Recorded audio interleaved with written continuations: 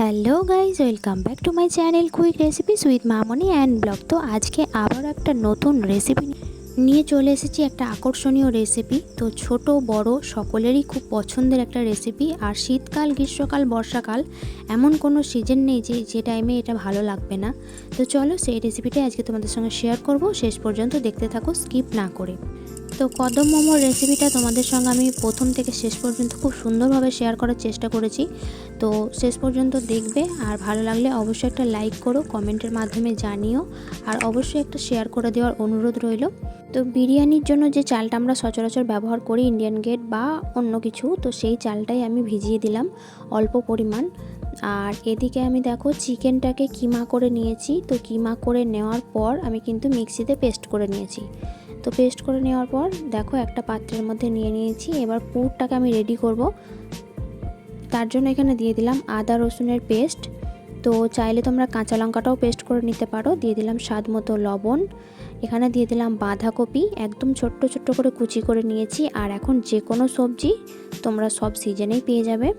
তো দিয়ে দিলাম ধনে পাতা কুচি। তো এবার দিয়ে দেবো পেঁয়াজ কুচি। তো তোমরা চাইলে এখানের মধ্যে যে কোনো জিনিস একটা স্কিপ করে যেতে পারো, কোনো অসুবিধা নেই। আর থাকলে বেশ ভালো লাগে খেতে।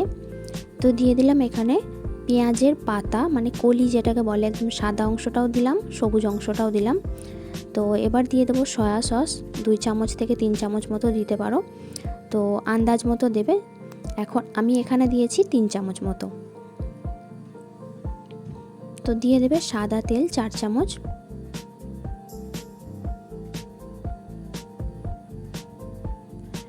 তো এবার দিয়ে দেবো গোলমরিচের গুঁড়ো।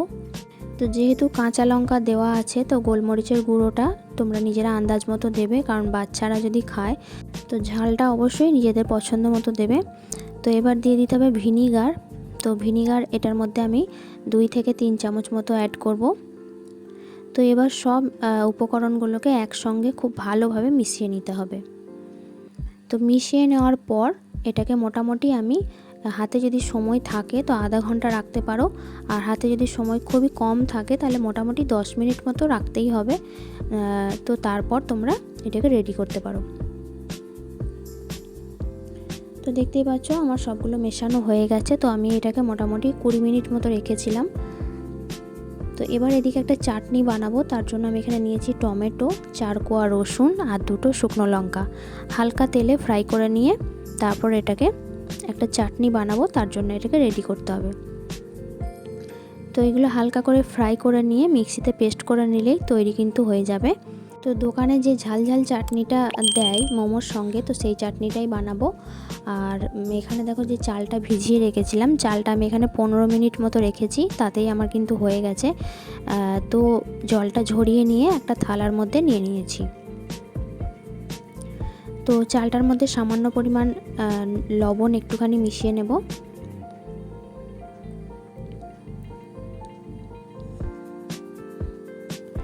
তো বলে রাখি, চ্যানেলে যদি নতুন বন্ধু হয়ে থাকো তো অবশ্যই কিন্তু চ্যানেলটা সাবস্ক্রাইব করে নেওয়ার অনুরোধ রইল।